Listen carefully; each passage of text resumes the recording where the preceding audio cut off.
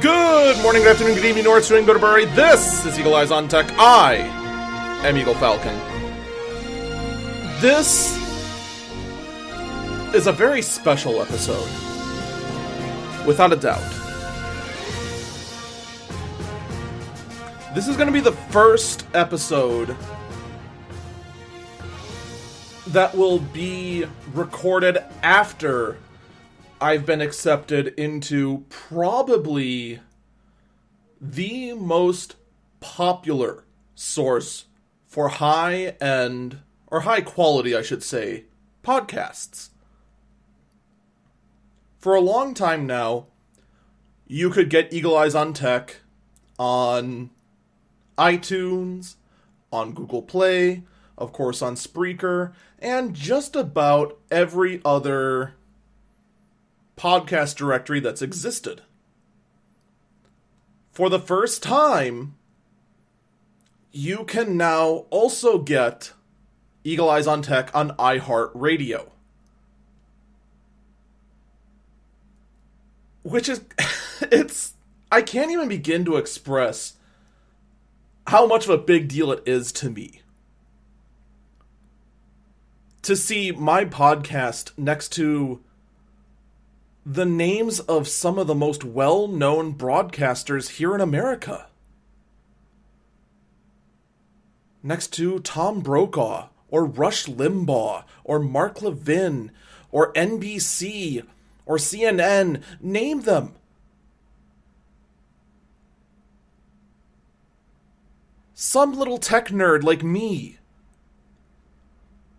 being seen next to their work. I can't even begin to tell you how happy, how excited I am for this. And how ungrateful I am that there is some kind of plane going overhead. It would figure, right? Regardless. We have a lot to talk about today. Let's dive into it rather than just spend an hour being blown away by actually being in iHeartRadio. Alright, so I'm actually going to start off with the messy story. This is a very messy story just because it's a story that gets very political very quickly, and it needs to be debunked. It really does. CNET has released a video, and I'm going to play it with my own commentary about Russia still using Twitter to divide America. Wonderful. That's what I need. I need the Russia narrative. Russia interfering with elections and dividing America to be injected back into life. Come on. Really? And it's actually even worse than the title gives off. Let me play it for you. Executives from Twitter met behind closed doors Thursday with members of the House and Senate Intelligence Committees looking into Russian meddling on social media. It'd be useful to understand what these social media outlets are doing to protect the public. All right, so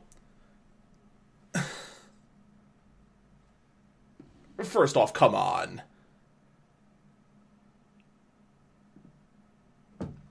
And where do you even start with this nonsense? To find out what social media outlets are doing to protect the public from what? Russian posters?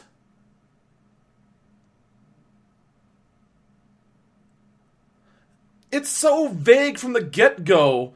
It just generally wants you to accept the premise that Russians are terrible and them being on anything is also terrible. But this gets worse. Congressional investigators say Russian internet trolls were able to purchase Facebook ads with the goal of dividing Americans using pictures and incendiary language. CBS News confirmed at least one of the 3,000 ads specifically targeted Baltimore Ferguson and the Black Lives Matter movement. All right, so we're not even talking about Russia. We're talking about Russian trolls. Or, more than likely, trolls pretending to be Russia to mess with the news. Look, I've been to 4chan. I've been to 4chan quite a bit in my high school days. This is a common tactic to troll around to get super cheap ads to put out something absolutely inflammatory. This is well known. Plus, you could totally see the political board of 4chan going through and buying $2 worth of ads and using a Russian IP to spoof it just to help feed this silly narrative. And of course, the best part is that the things that are being targeted, Baltimore, Ferguson, and Black Lives Matter,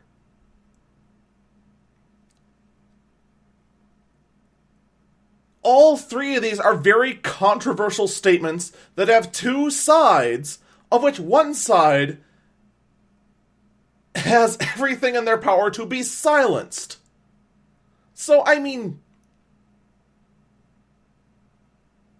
wouldn't it make sense that there would be some groups out there wanting to get the other side of the story out there? But of course, we have to assume from the article that just talking about these three topics must be inflammatory, must be Russian meddling. Come on. Give me a break. On top of that, Russian trolls, here's a spoiler for you. The Russian trolls never use English.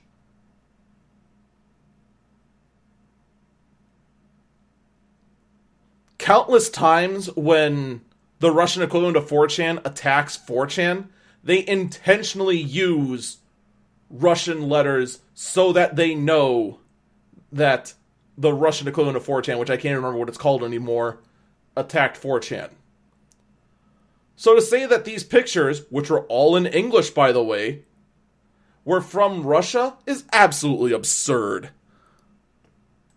We hope to learn facts of what has been done, what has been published, who is doing what in this. Lawmakers say the trolls are still at it. Oklahoma Senator James Langford said while NFL players protested during the national anthem this weekend before the games, Russians were flooding social media with hashtag boycott the NFL and hashtag take a knee. Are you serious? Are you serious? No, it has to be the Russians who were talking about boycotting the NFL and whatnot. Give me a break.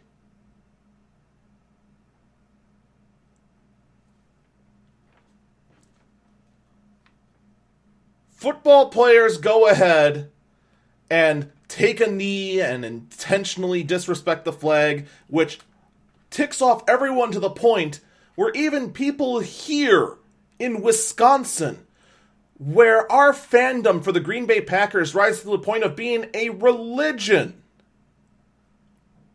has the Packer fans not wanting to watch the Packers. But oh, it has to be Russian intervention. Come on.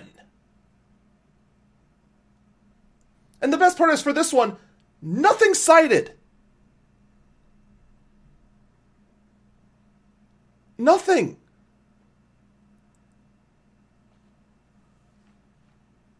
They were taking both sides of the argument this past weekend and pushing them out from their troll farms as much as they could to try to just raise the noise level in America. Yeah, that's it. It's just to raise the noise level in troll farms. Now look, I guarantee you there are trolls out there, some possibly in Russia, that are using botnets and whatnot to pump out as much as they can. But at the same time, there is a ton, and I mean a ton, of genuine dislike for the way that politics is currently being portrayed here in America.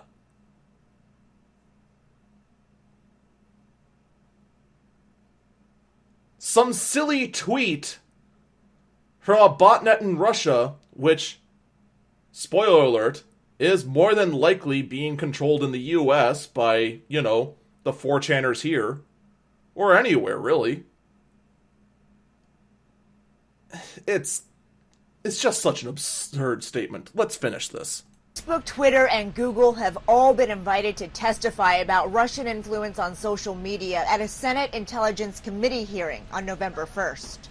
In a Facebook post Wednesday, Mark Zuckerberg wrote the company will do its part to defend against nation-states attempting to spread misinformation and subvert elections.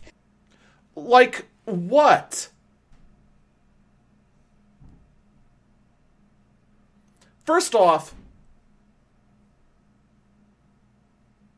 really? We're now going to compare some trolls doing trolly things to nation-states attempting to spread misinformation?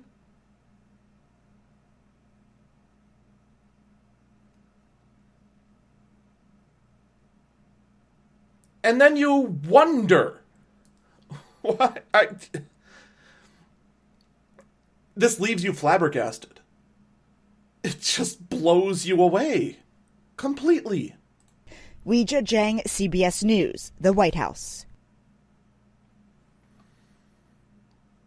So there you have it. Once again, CNET going ahead. Say hello to Fusion. And say hello to CNET's page autoplaying, even though it shouldn't be. That was embarrassing.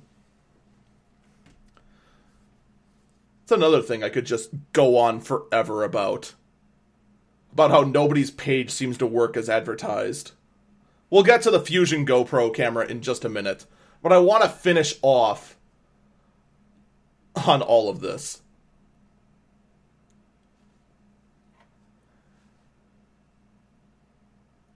You wonder why nobody has any trust in any mainstream news. CNET, of course, is a wing of CBS. The only thing tech-related about this entire article is the fact that it involves Facebook, Twitter, and Google. That's it. But everything else about this doesn't even possess a whole lot of facts. The only facts in here is that trolls troll.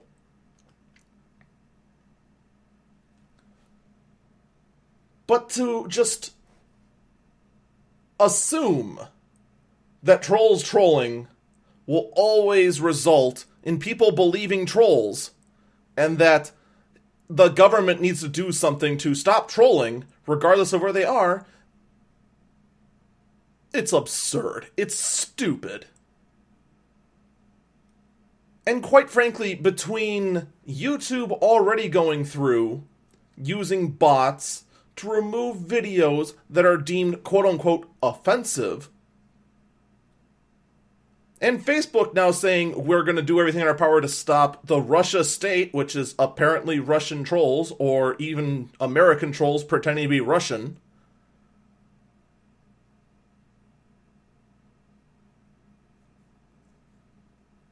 Where do you even go from here?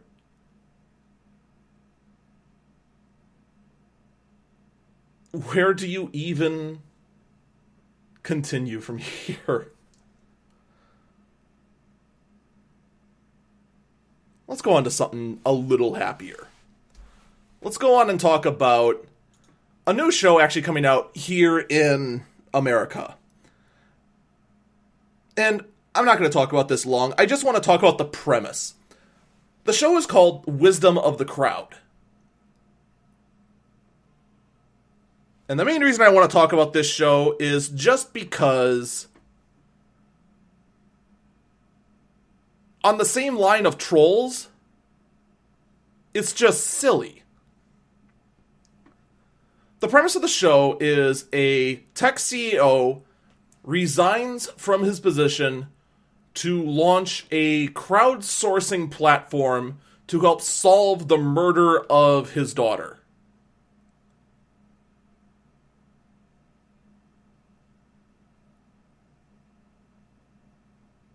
If you're a regular listener to this podcast, right off the bat,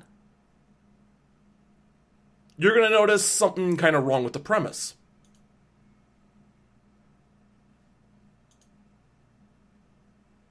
How do you know what's true and what's not?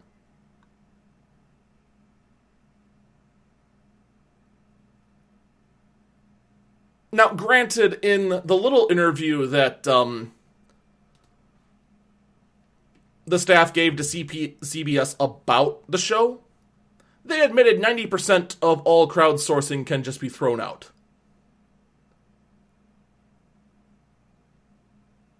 The problem then is,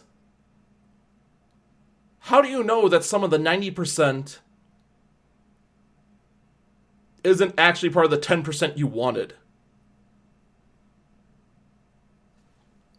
Or what happens when, say, a group like 4chan decides that they want to submit more and more and more terrible evidence about,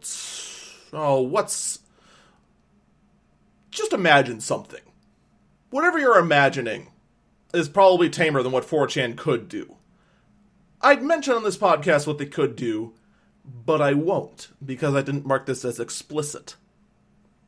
And it would also be terribly offensive. Such as 4chan usually is. I'm going to keep an eye on this, just because the whole concept of this show just screams to me of being full of holes. And I'm sure it's going to conclude with the crowdsourced information being correct and leading to the actual killer of his daughter and justice being served.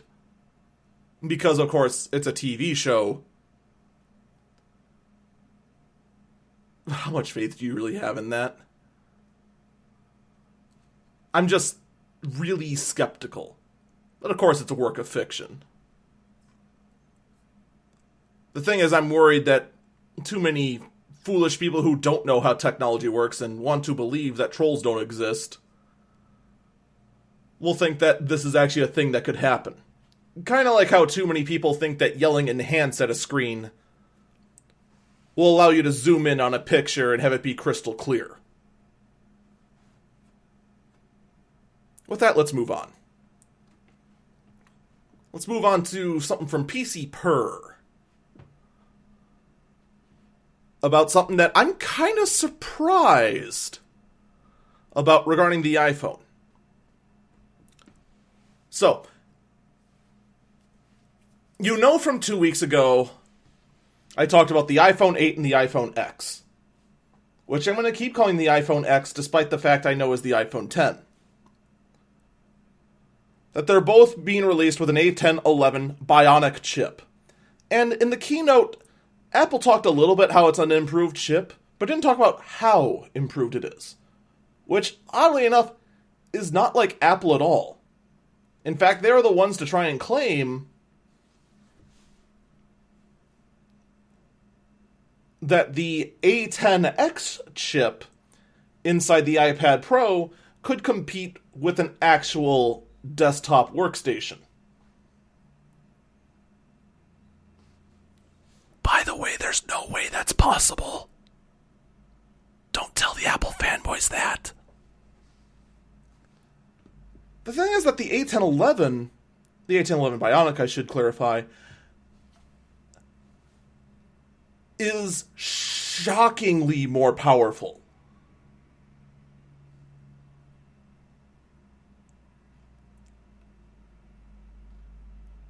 With the phone out now, it has been benchmarked a lot. And let's be fair for a minute. When you're talking about mobile benchmarks, it's hard to compare between the Android and iOS. Because on the iPhone, the background applications won't run while you're benchmarking. And on Android, it's harder to get a much more pure benchmark measuring performance.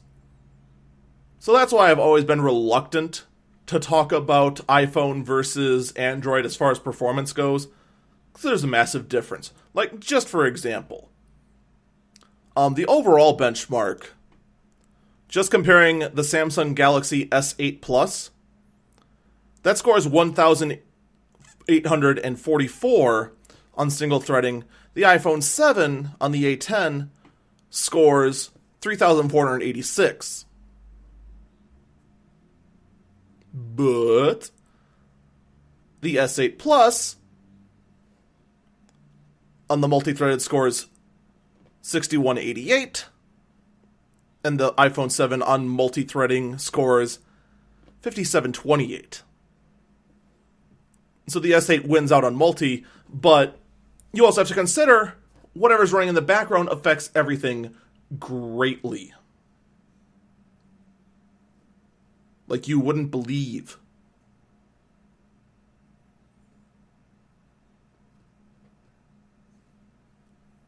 So why am I bringing this up?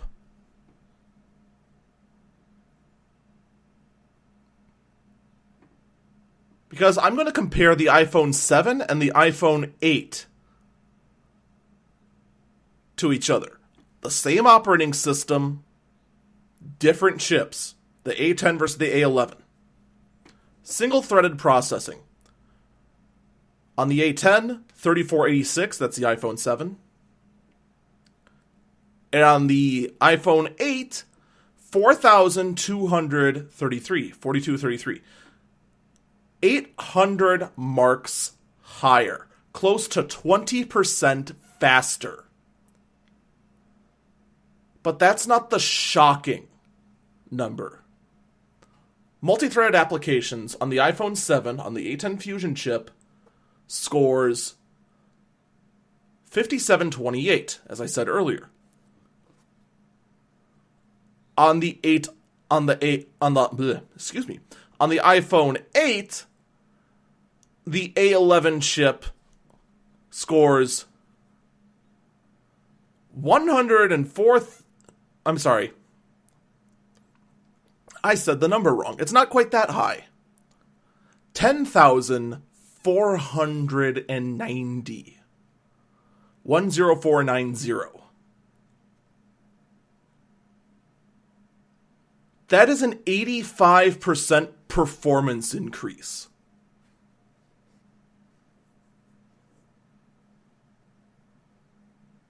That's not small. Not even by a long shot. That's fast enough that there'd be a noticeable performance increase between iPhone and Android. Where you couldn't say, well, if this wasn't running, this would be faster, or if you were upgraded on this, it'd be faster, or anything, blah, blah, blah, blah, blah, blah, blah.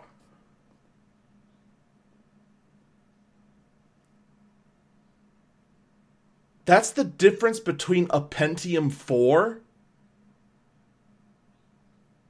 and a Core 2 Quad.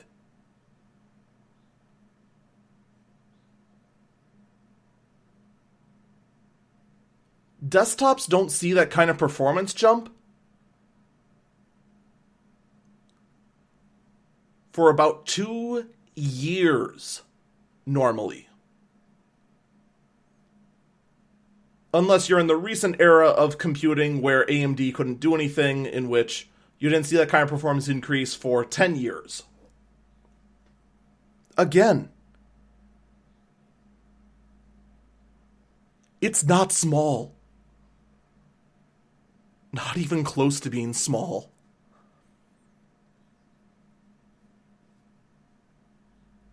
Now, keep in mind, the A11 is in both the iPhone 8 and the iPhone X. In fact, if you're looking for raw performance, the iPhone 8 is actually going to be better, since the RealSense camera on the iPhone X is going to take quite a bit of processing power. Which means that there'd be less to do this or that or the other thing.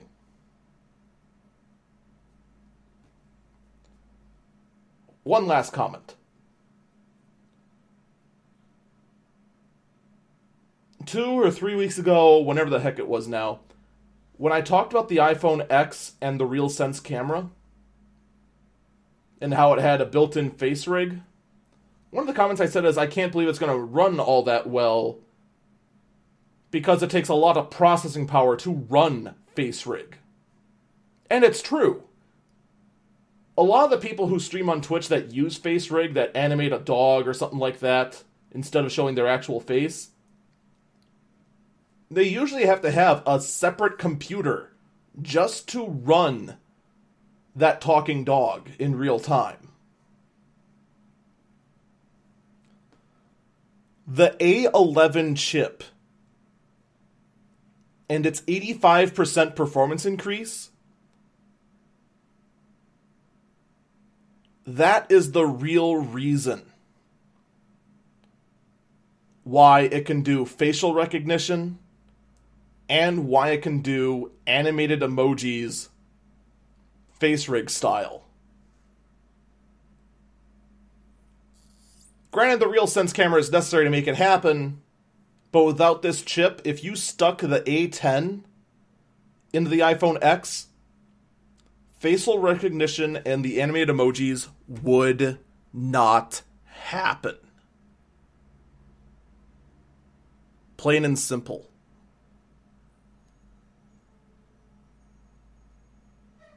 I suppose as one last side note, I should also point out, despite the fact that the more and more I look at it, the more and more the iPhone 8 looks like the better life choice, the sales of the iPhone 8 have been terrible. And you all know why. Everyone knows why. Nobody wants to get the iPhone 8. Nobody wants to get the iPhone 8 because it's going to look like last year's phone. It's going to look like last year's phone when standing right next to it is the iPhone X. The sleek, buttonless, bezel-less phone where the screen even circles around the speaker. Here's the easiest prediction in the world to make. It's such an easy prediction, it shouldn't even count as a prediction, but I'm going to make it anyway.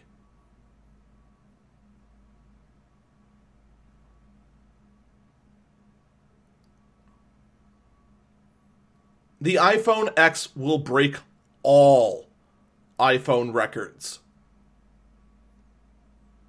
When the iPhone X launches, there will be lines at every single Apple store that at least goes out the door and possibly down the block. The only exception I'll make is here in my hometown of Wauwatosa. I have a hard time believing the line will extend off the mall property. But it'll probably go into the parking lot at least. Maybe even all the way down to the Nordstroms.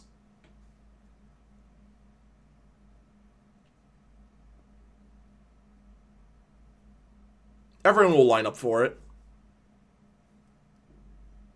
And the only thing that spells doom for the iPhone X is creating that RealSense 3D scanning camera and creating enough OLED displays. Both of which there's been some rumors that they're having trouble with. But time will tell. Time will tell. All right, we're going to take a quick break here. When we come back, we're going to talk about how NIS America has already backed down before it's even mattered, and how Amazon literally has released everything today. We'll be right back.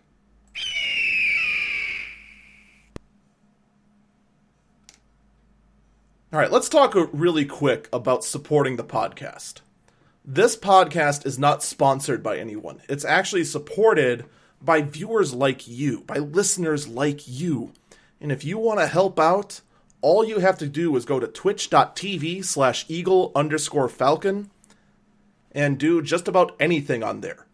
There's funny t-shirts, you can cheer that helps support both the stream and the podcast, donate directly, subscribe, and in fact, Twitch actually just recently announced the half-off sale going on for subscribers is being extended all the way to October 21st.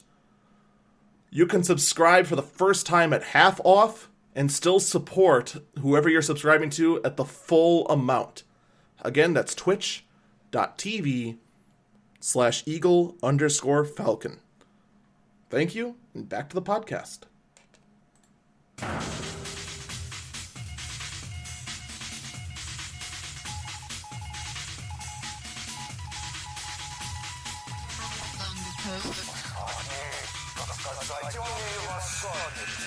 Welcome back, Eagle Eyes on Tech. I'm Eagle Falcon. Alright, so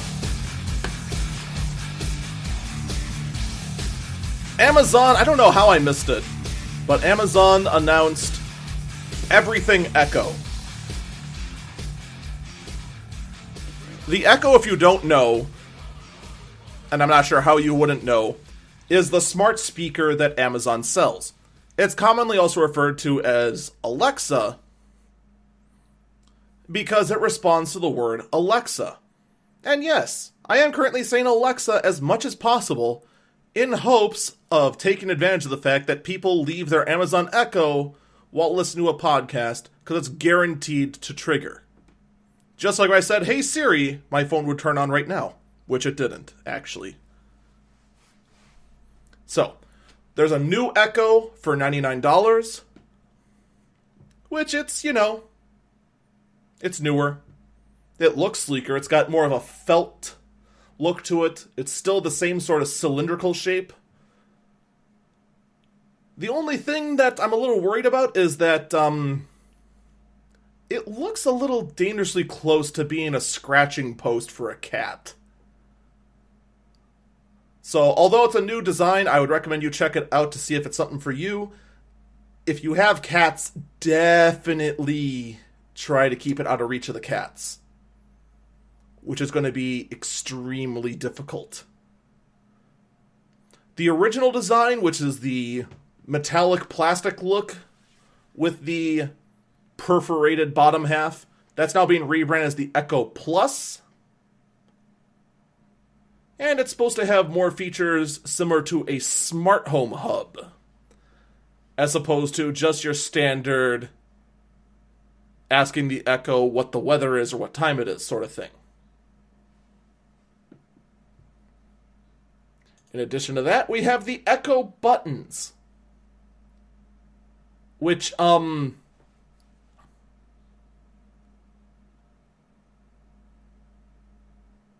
don't know why these exist, to be quite honest.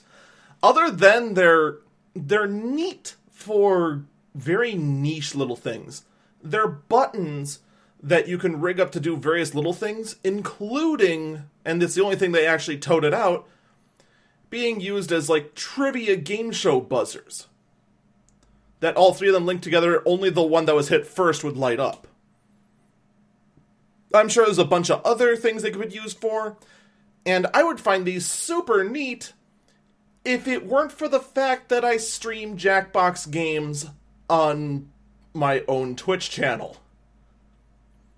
And already I do host trivia nights where everyone uses their smartphones as buzzers. But those are $20 for a pair. I don't know. We'll find out what they do in the end. We also have the Echo Connect, which appears to be a little $35 answer machine box that, when connected, you can have your Alexa or your Echo, I'm sorry, I fell into the trap, dial emergency numbers for you. Now, why is this box needed? Before, Alexa could always... I'm falling into the trap. Before, the Echo could make calls over what's called voice over IP. Most of the time, emergency dispatchers do not like receiving emergency calls over voice over IP. Just because these crazy things called internet trolls, you remember those things I was talking about earlier that are apparently responsible for all evil in the world? Use those to call up dispatch and, well, prank call. And then be untraceable because it's voice over IP and not an actual phone line. So on one hand, it's nice to see this, being able to say, insert Amazon command word here, call 911, and being able to do it. It'd actually be extremely helpful for, say, the elderly who have fallen down and can't get up and can just shout to the Echo for help and be able to actually get that help if they are in such a dire situation.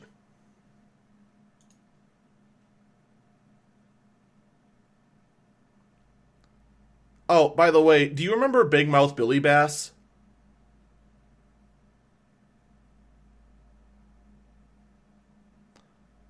Yeah, well, apparently Amazon,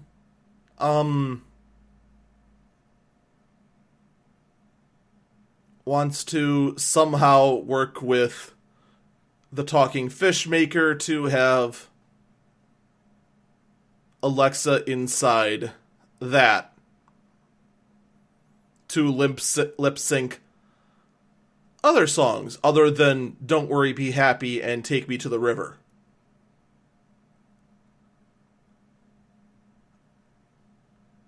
While part of me thinks that's really adorable, another part of me wants to know why. Why would you do that?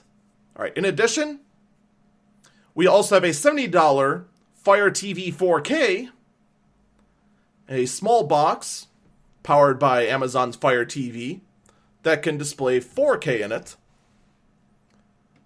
at 60 frames per second with 802.11 AC Wi-Fi and a 1.5 gigahertz quad-core CPU in there. No mentioning of how much RAM's in there. Hopefully enough to actually make this happen. And hopefully, unlike the last time I've seen a Fire TV in action, actually works. I'm not even kidding. Quite a few times, the Fire TV, when I've seen it in action,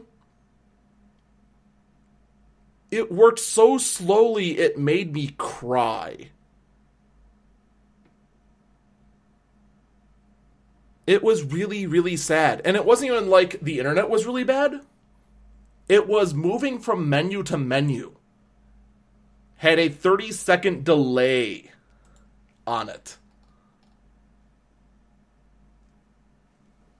Between going from menu to menu to menu to menu. It was just painful. It literally took someone 5 minutes to pull up an episode of Veep. Hopefully this new one will work at a speed better than snail. I'm keeping an eye on you, Amazon Fire. Keeping an eye on you. We also have the Echo Spot, which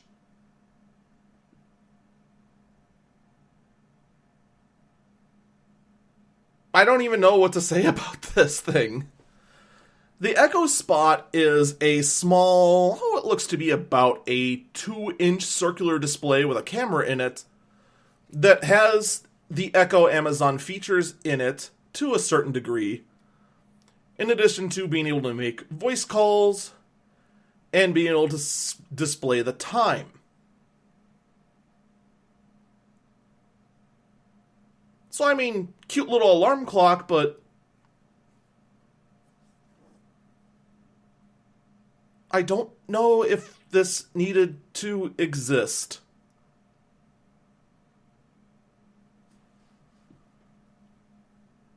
In fact, Alex Shaw in our chat right now says he's never had a problem with his Fire TV.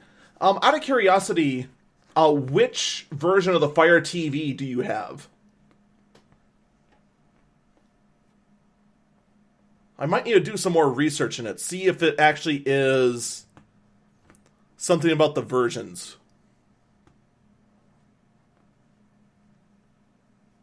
But in any case, back to the Echo Spot.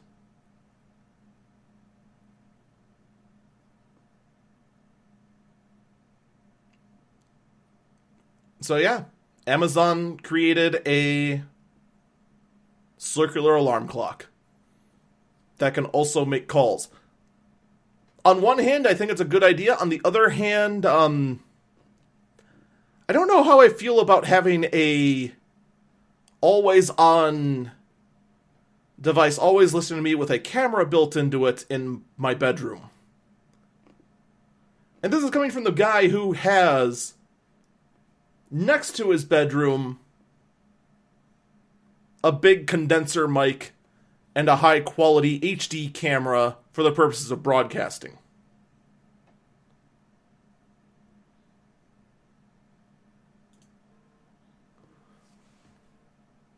And last but not least, and not anything really, there's no Kindles.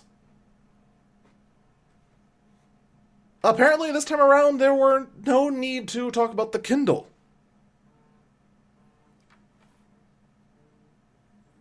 I'd also like to thank my microphone for not picking up the buzzing of my phone. So yeah, there you have it. We have, how many Echoes? 1, 2, 3, 4. 4 Echo devices. 4.5 you want to include the Kinect.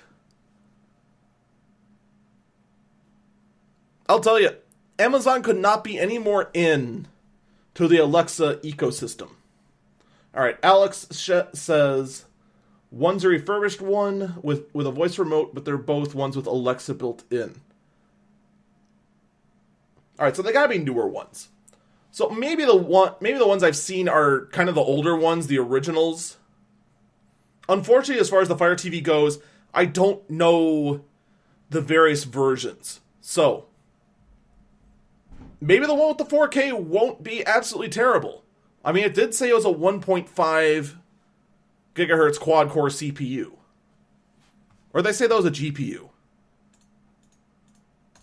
I'm now forgetting everything as soon as it's not in front of me. It's a quad-core CPU. It actually doesn't say anything about the GPU, other than it can handle up to 1260p at 60 frames per second, which is 4K.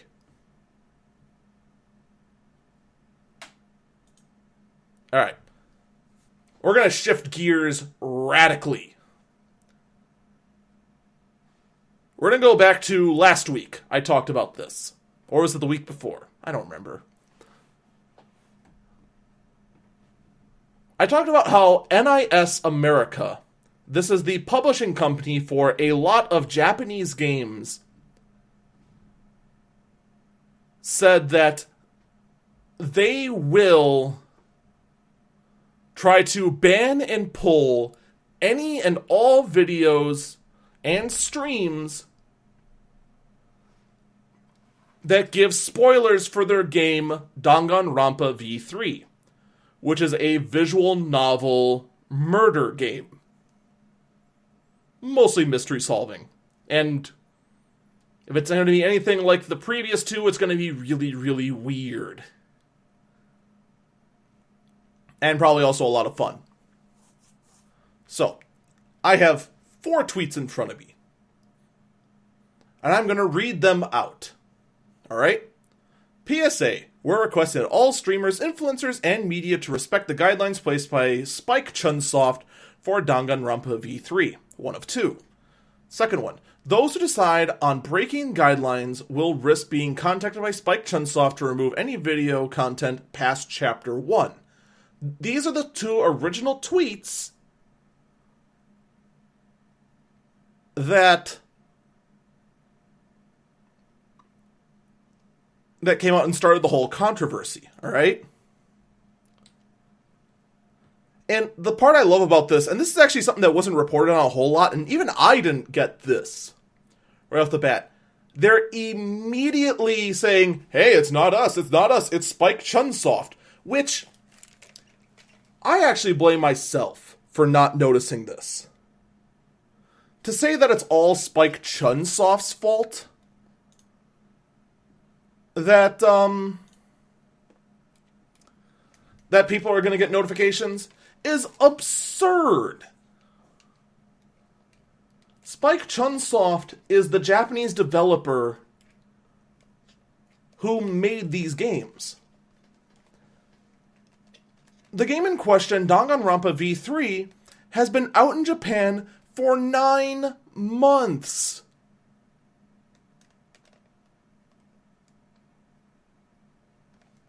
For 9 months, anyone who wanted to spoil the game could, because they had access to the Japanese copy.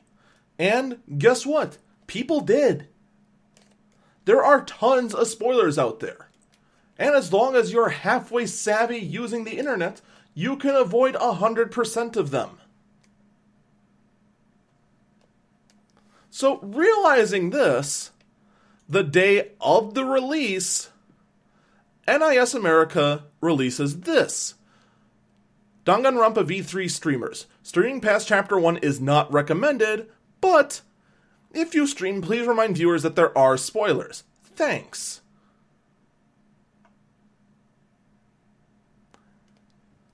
They immediately realized, oh, wait a minute. This is unenforceable. Completely unenforceable. Yeah, okay, let's just not do that.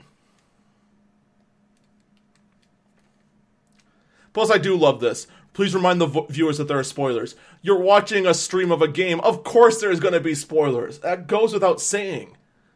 In fact, you know what most streamers have to do?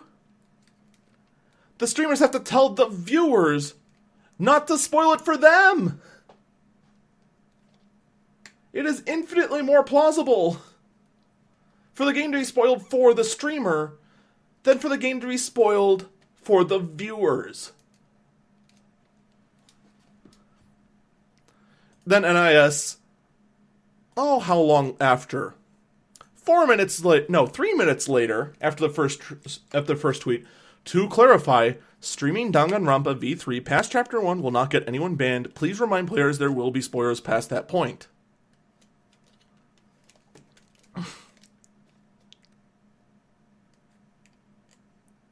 On the day it released. Complete 180. In fact, actually, let me double check. No, the day before it released. They caved before the game came out! Before they even published the game! They completely turned around.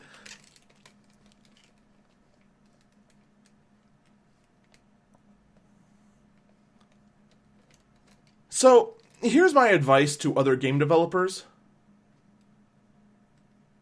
Don't.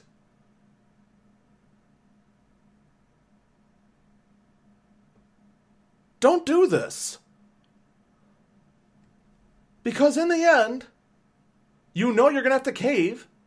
You know your outrageous rule is completely unenforceable.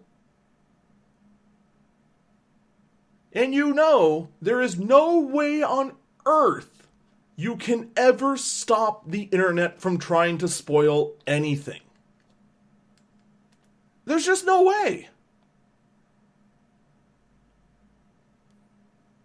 You have better odds of trying to get everyone in a football stadium to hold hands and sing Kumbaya.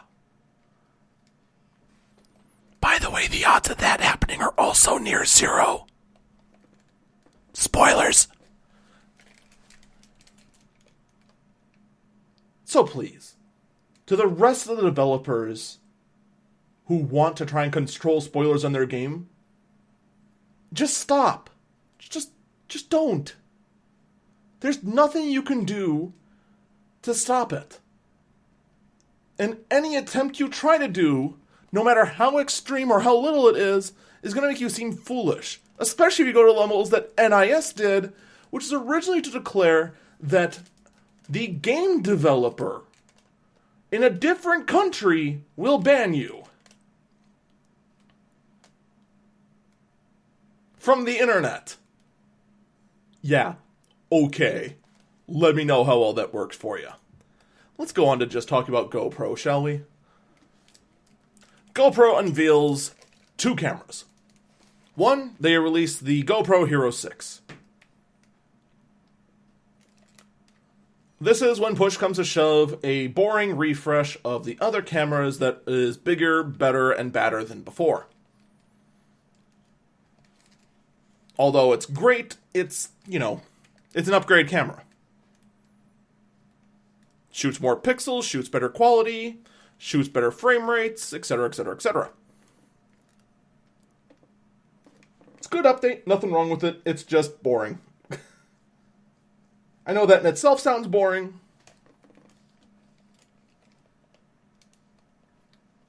but let's not even talk about it anymore. Let's talk about the interesting camera. The GoPro Hero Fusion 360. The GoPro Fusion 360 is a infinitely more interesting camera. Because, as the name suggests, the 360 camera shoots in 360 degrees.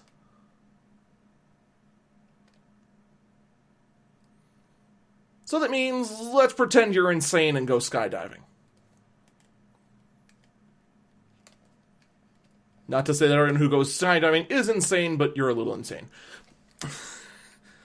You can have this 360-degree camera mounted on you, shoot the video, and catch literally every angle in a sphere around you as you fall. So that anyone can rewatch it, drag the camera around, and see any angle they want over and over and over again.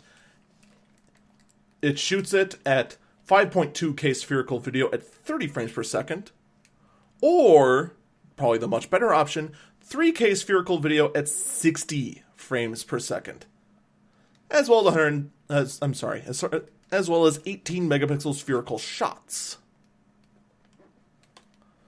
The 360 camera will ship in November for $700. I'm not even sure how much the Hero 6 will ship for because it's boring compared to the 360. That is far more interesting. The daredevils, the snowboarders, going around at high speeds, shooting, and I do highly recommend the 3K at 60 frames per second. And just being able to go drag around the video, that is cool. That is really cool. Not gonna lie. Oh, I'm sorry, I did actually scroll down and actually did see the price. Hero 6 will be $500. Again, that's the boring version compared to the spherical shot. This also means that, probably starting December 2017, expect YouTube to see a flood of snowboarders, skydivers, swimmers, high-speed racers shooting their action in 360 degrees and be able to drag the YouTube video around to see what it all is. And now finally we move on to the last bird. The last segment of the day, Elon Musk wants to build a giant spaceship to fly people to Mars by 2014. Oh boy, here we go again. Yay!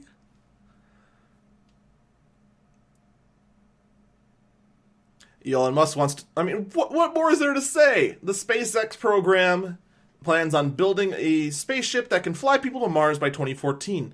It is then at this point that people are starting to consider, okay, what would it take to colonize Mars? How would we get resources? And, we could take this rocket and travel along the Earth. Look, once again, I would just like to state,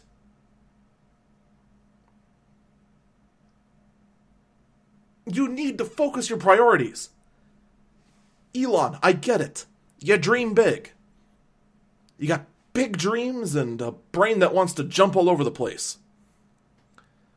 But please, focus. I get it, Elon. You suffer from ADD. Me too. The difference is that I do everything I power to gain control over it.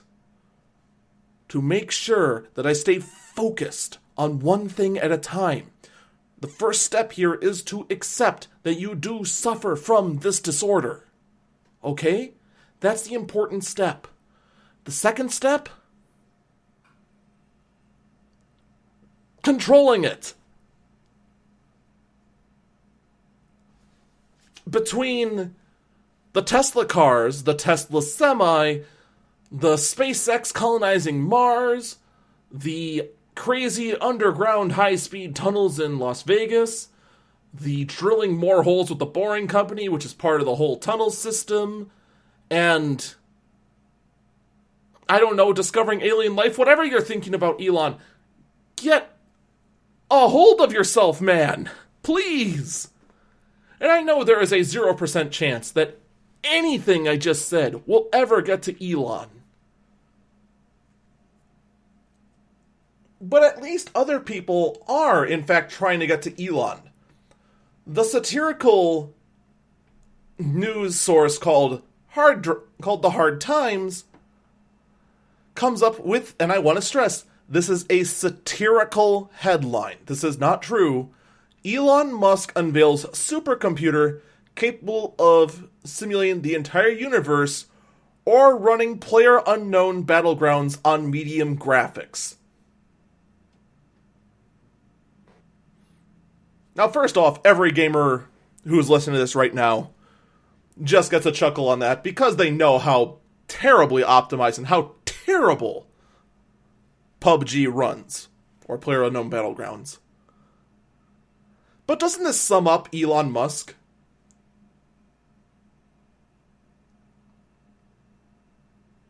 I mean, doesn't it? I have made a supercomputer. But I can also play PlayerUnknown Battlegrounds on medium graphics with it. I need to work on that. I just constantly get eliminated after, 97th place or something like that. It really does just sum up everything that is Elon Musk. And at the same time, it also just kind of, pokes a little bit more at Bluehole Studios and how I still have no idea why we allow them to continue to make games that barely work. That's going to do it for me, everyone. Thank you, everyone who has listened here today to this podcast. Take care, rest well, and I'll see y'all next time. Bye-bye.